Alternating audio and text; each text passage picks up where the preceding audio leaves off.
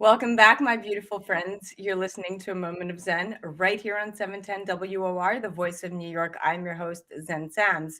Now, up in just a few minutes in our influencer segment, we're featuring returning guest Susana Damouni. She's a beauty lifestyle influencer with a very large social media platform and fan base. She's also known as the Barbie Doll of Instagram with over 5 million followers. Now, today, she's coming on to chat about why she chose to explant her breast implants and expose the hidden truth behind breast augmentation. Now, for some, having their chest augmented is a dream come true. For others, that dream slowly becomes a nightmare in the form of a mysterious sickness dubbed as breast implant illness, BII. Now, back in October of 2021, federal regulators placed a so-called black box warning on breast implant packaging and told manufacturers to sell the devices only to health providers who review the potential risks with patients before surgery. Now, both the warnings and a new checklist that advises patients of the risks and side effects state that breast implants have been linked to a cancer of the immune system and to a host of other chronic medical conditions, including autoimmune disease, joint pain, mental confusion, muscle aches, and chronic fatigue.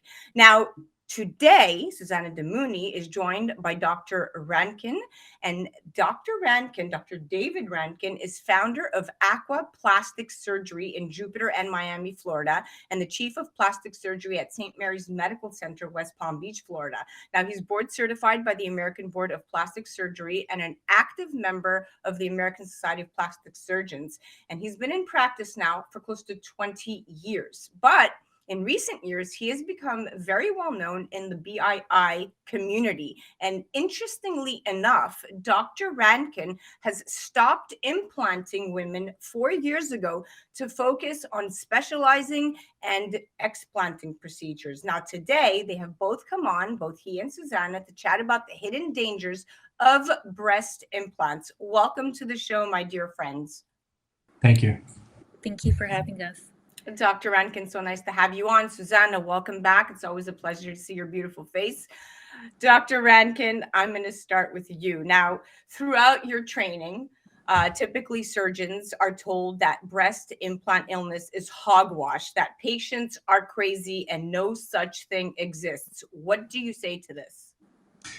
Well, I think first and foremost, that's false. And I think that many doctors are coming to terms with the fact that implants aren't 100% safe in every patient, and that there's some negative adverse side effects that you can have that can greatly affect your lifestyle from having implants. Agreed. I mean, recent escalating lawsuits within the industry, as well as websites and social media groups of women sharing their stories, like Susanna, and these autoimmune symptoms following many breast augmentations are very, very real. In fact, it was actually a decade ago, I believe, that the FDA first identified a possible link between breast implants with a textured surface and a particular cancer, and a plastic large cell lymphoma. But only now are we hearing of this. And this is really scary stuff. Susanna, welcome back. Those who suffer from BII symptoms may not appear for months after surgery, and they tend to reveal themselves slowly when they do. You've reported on our show before, you've had pain, inflammation, skin rashes. Some even women report hair loss, brain fog. The list goes on and on. Talk to me about your specific symptoms. When did they start, and how long till you eventually explanted? So my symptoms started about 10 years after I had breast implants. And the ones that I had were the allergen implants that were recalled. They were the textured implants. And the first symptom that I got was a huge lump under my axilla, my right axilla. And I had done a few biopsies, and it said reaction to a large cell. I can't even remember now, like a reaction to something. And I asked them, could it be because of my implants? And they said no. But one of the major symptoms that I had was dizziness, dry mouth, insomnia, headaches. My heartbeat was like rapid, irregular heartbeat. It was just awful. And of course, the countless trips to the emergency room that everybody thinks you're crazy. And and towards the end, I had stated before with you that I just felt like I was dying. I didn't think I was going to make it another day. Each day felt like it was the last day. And I was actually counting down the days till my explant surgery day. I never was looking forward to something so bad in my life. I could not wait to get that done, because I literally felt like I was bedridden for months before my surgical date. So it was just, I know, but Dr. Rankin knows, because he hears these stories from so many women, but it's just, you feel so debilitated and you feel so hopeless when nobody listens to you and they think you're making it up and they think you're crazy and you really are feeling these symptoms. And I lost tons of friends because of it, because they don't believe you. They think that you're a hypochondriac. And I can tell you right now, I feel amazing. So, and you know what? You know what's interesting, and this question is really, I'm going to address this to Dr. Rankin, but startingly, there are particular types of patients, according to some of this research, who are at higher risk for illness after breast implant surgery. And they've been identified, and this group includes breast cancer patients who have had or plan to have chemotherapy or radiation treatments. And that represents a large percentage of women who until now were encouraged to have breast reconstruction with implants following their treatment. And what now do these women what kind of recourse do these women have, Dr. Rankin? I mean, do they have a plan B? How does this pan out for them? Well, it's true. Yeah. There is a implication and direct science showing that implants may cause a certain type of lymphoma. We do see it rarely, but someone who's recovering from breast cancer, that's the last thing they want to hear, is that a device put in them may cause another type of breast cancer. So there are different methods of breast reconstruction that don't consist of using a foreign device like an implant. I don't want to get specifically into autologous reconstruction, but there's tram flaps. There's using other tissues of the bodies that can recreate a breast. So those are definitely options. But in my practice, most of my patients are not breast cancer patients, although I do treat them. It's primary breast augmentation patients or women that choose to electively have augmentation. That's my biggest clientele.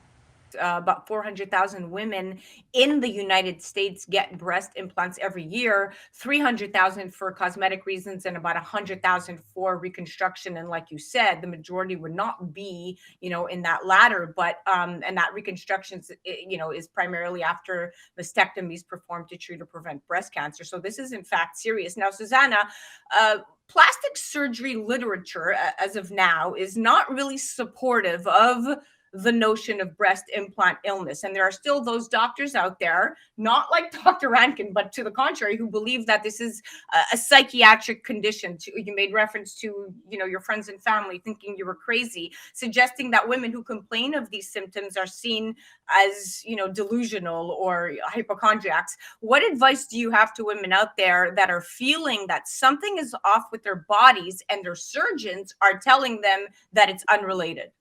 Well, most surgeons, like you said, because augmentation is like one of the #1 surgeries, it's a cash cow business. So most of the surgeons just want to make money. And I don't think their main priority is the health of their patient. Like Dr. Rankin, main priority is the health of the patient. And what I want to say to women that are feeling like me and being discouraged is be your own advocate and don't give up, because the only way we're going to overcome this is by do your own research, listen to your body. Your body doesn't lie. You know what you're feeling. Nobody else knows what you're feeling. And keep pushing for the truth, because that's the only way I got there. Is I kept researching and thinking, what is going on? Like, I trusted my gut. I thought it was my implants. I did my research and I was correct. So I don't want any woman, no matter what it is, whatever they're feeling. I mean, doctors, not Dr. Rankin, of course, but most doctors, not all doctors know everything. No, and I'm assuming that your symptoms subdued after you explanted?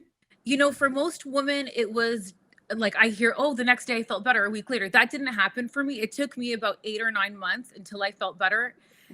But But when I felt eventually better, you did. I felt better. Good. Okay, Dr. Rankin, because we're on the clock, I want to make sure that I get as much information as I can in here for our listeners. But the Food and Drug Administration is also requiring now for manufacturers for the first time to disclose the ingredients used to make breast implant, and information that patient advocates have really been long waiting for, so to speak, right? So what exactly is in these implants that is making women so sick, and is it all implants across the board? Well, we're not sure exactly the reasons why women are getting sick from implants. And I think it's important to point out that not every woman gets sick from her implants, but it is made up of, things that we typically don't want in our body. So there's studies right now through American Society of Plastic Surgery and independent studies trying to figure this out. I think the fact that the FDA is recognizing breast implant illness as an entity and studying it is really important because it's giving women like Susanna a voice and some hope. And it allows women to have places to turn to get better without being told that they're crazy and nothing is wrong, now that there is a cause and effect that we're finding. Who has never really had an issue, but that decade plus is creeping up. What do you say to them? Well, if it's a patient with silicone implants, they definitely should have some type of study to evaluate whether there's a rupture or not. This can be an MRI, it can be an ultrasound, occasionally mammogram, but they need to be aware that they can have a rupture and walk around for years, and it can go undiagnosed. Wow.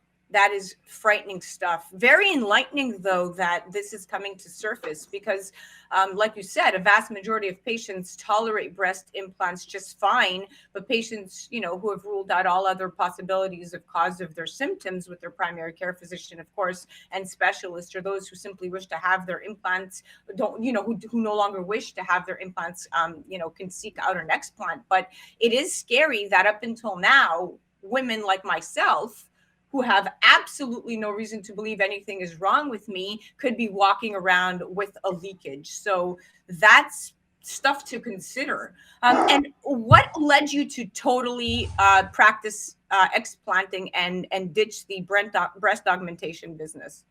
I mean, really, it just happened on its own. I started to do explants on women, and I saw the benefit that they were having. So there's a lot of nuances and challenges with aesthetics and getting a proper explant. I just wanted to perfect myself as much as I could with that.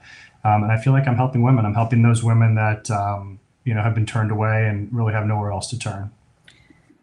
Susanna, thank you so much for bringing on such an awesome guest. We're going to cut to a commercial break. But guys, you're listening to Susana Damouni. Check her out on the gram at susanna.dxoxo. And you can find Dr. Rankin directly on their website at aquaplasticssurgery.com or on the gram at aquaplasticssurgery. You're listening to A Moment of Zen right here on 710 WR, the voice of New York. We'll be right back after this. A Moment of Zen is brought to you by Caldwell Soames Incorporated, investing globally in transformative businesses like Original Digital Corporation, or ODC. ODC develops advanced consumer and commercial fintech solutions such as OG Pay, which will transform the way you manage your money. From sending and receiving money globally for free, paying for goods and services in person and online, pay bills, buy and sell digital currencies, all while earning interest. OG Pay is easy to set up, FDIC insured, and your information is secured. Check out ogpay.com. Welcome back, my beautiful friends. You're listening to A Moment of Zen right here on 710 WOR, the voice of New York. I'm your host, Zen Sams. Now joining us in our influencer segment, we have Susana Damouni and Dr. Rankin of Aqua Plastic Surgery down in Jupiter, Florida. And we are chatting about breast implant illness. Susanna, welcome back. Dr. Rankin, thank you for coming back on. Susanna, we were talking about being at that 10-year decade mark of having breast implants and not really having an issue with them, such as a woman in my situation, right? Where I don't have symptoms. I have no reason to believe that there's anything wrong with my implants, right? That are about a decade old. And Dr. Rankin just reacted by, really advising that you could be walking around with a leak and not knowing this. You wanted to add some pertinent information. So I also wanted to say that even if you don't have a rupture or leak, but I will get back to that, the textured silicone implants, they flake into your bloodstream, and sometimes, and if they do rupture and you don't even know, because it's like really hard to tell that they've ruptured because of the way they're made, that if they do migrate, they can migrate to other parts of your body, and that's almost impossible to remove. There's like a girl in the breast implant illness group that actually got kidney failure, and she's on dialysis, and I don't think she's Dr. doing Rankin, what do you say to this? Well, the silicone implants and even the saline implants are made with a silicone shell. They can what's called bleed over time, so the silicone leaks outside the shell. In most women, that's why they form this capsule or scar tissue around the implant, is to wall it off and to protect the body. There are situations where it can break through the capsule and get beyond the safety zone of the patient's body. And what's concerning to me is now they're advertising the new implants, the ideal implants. And I think from what I understand, but correct me if I'm wrong, is that they have multiple shells, which would mean that they have multiple silicone shells, which is dangerous for the body. Am I wrong? Well, I mean, everything's still being studied. There's no evidence-based medical paper right now that shows specifically why women are getting breast implant illness. Is it because of the silicone? Is it because of the chemicals? Is it the body's reaction to a foreign body? We don't know. There's further studies that need to be done. So we know women are getting BII. We don't specifically know the cause. So I can't say 100% it's silicone leaking into the bloodstream or what, but I do feel that it's important to understand it's happening, and it's important to get further studies and try and really figure this out. Agreed. So, to be clear, right? Because we also don't want to alarm 90% of our listeners who have breast implants. But from your point of view, Dr. Rankin, if you just wanted to give some good old-fashioned, advice from the area of expertise that you are now practicing, what would you tell the average woman who has implants, who doesn't have any issues, who doesn't have any reason to believe she has any issues, and she is walking around with no, complaints or pain? Well, I think that's a very important point, that we don't want to alarm women, but we want to educate them. A woman comes into the office with saline implants and says, I have saline implants. They're 10 years old. I love the way they look and I feel fine. What should I do? Just regular follow-up with your plastic surgeon. If it's silicone, you probably want to consider, although I don't do them anymore, at least changing them out, because eventually the chances of rupture or gel bleed become much higher as the years go on. But when I was still implanting, I was recommending every 8 years women change their implants. Of course, silicone only, not saline, but each doctor has their own algorithm on that. But regular follow-ups with your surgeon, someone that understands, all the complexities of surgery, and that BII does exist, I think is really important. So I had a question, because I changed my implants probably every 4 years, and I still had symptoms. I don't know what it was from. I didn't get them until, like I said, the 10-year mark. But after that, it was just it got progressively worse really quick. So I don't know what that was. The only thing that I am happy about is now how Zen said at the beginning, how now breast implants come with an informed consent, and that there's a black box warning. So yeah, that's huge, because if you're going into surgery and you're told there's no problems, there's no complications, it's a lifetime device, well, that's not true. But if you get the risks, the benefits, alternatives, and possible complications up front, then women can make a more informed decision based on what's best for their lifestyle and the risks that they're willing to take. Which I wish I had that information when I got my breast implants. Without a doubt, because it's the equivalent of buying a pack of cigarettes and being told smoking will cause lung cancer or smoking will cause you to die. It's that same labeling, and it's that same effect where that the end consumption and the end use could result in something drastic, and that's up to you to decide. But even a decade ago, this was, oh no, these are so safe, and saline is the safest thing, and even if it leaks into the body, it's completely natural. And now I'm feeling very frustrated because of course, I'm going to get an MRI. I have Dr. Susanna Fader, who is my OB, and I spoke to her about this already as a result of having had Susanna on a prior segment, and I'm completely now awakened to this BII that I didn't even know existed up until when I met Susanna. Yeah, it is a newer, I don't want to say a newer phenomenon, but we're discovering with the women that are getting together on social media, which I think is really powerful because there's no bias. It's all women getting together and talking about what they're experiencing. I think it's very powerful. You look at some of these groups, 100,000 women, 130,000 women, and people can say, oh, well, it's all in their head, or it's all placebo, but those kind of numbers really speak for themselves. And exactly. Yeah. The numbers don't lie. Okay, well, Susanna, listen, I know that you have a very strong voice. So before we log off, is there something you would love to add? I'm just happy that there's doctors like Dr. Rankin and that you allow us to speak on your show to bring awareness. And like, I just want women to know, for me, I don't want to alarm women, but for me, I don't mean to be rude, but I think it's pretty much common sense, and I should have had it myself, but I just didn't because maybe I was just younger. When you're putting stuff like formaldehyde and talcum powder in your body, I don't think that it's going to be doing you any good. And I would not risk it. That's my advice. I wouldn't risk probably it not bigger breasts. Probably not. But thank you for being a warrior. And Dr. Rankin, thank you for just being you and really helping women like Susanna and the many that have had no voice up until now and been deemed crazy to have a legitimate shot at feeling good about themselves and having a healthy outcome. And it's very important. The work you do, it's the work of God. And I wanted to say that Dr. Rankin helped me tremendously throughout this journey, as well as Kim Barton. They both which she's from the breast implant illness group as well. She has her own IG link. I can't remember exactly what it is. What is it, Dr. Rankin?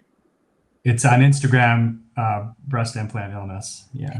And they both really helped me. And I just wanted to say how compassionate he is and how much empathy he has for us women, and what he does is just amazing, and hopefully it's rewarding somehow.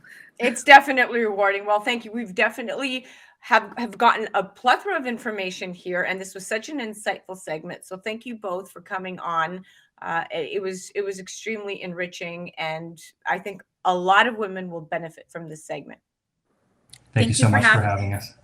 You got it. You're listening to A Moment of Zen right here on 710 WOR, the voice of New York. That was Dr. Rankin, all the way from Florida, bringing it down to Toronto, where our good friend Susana Damouni is piping in from. Back here on the East Coast to New York City, of course, where A Moment of Zen lives on 710 WOR, the voice of New York. We'll be right back after this.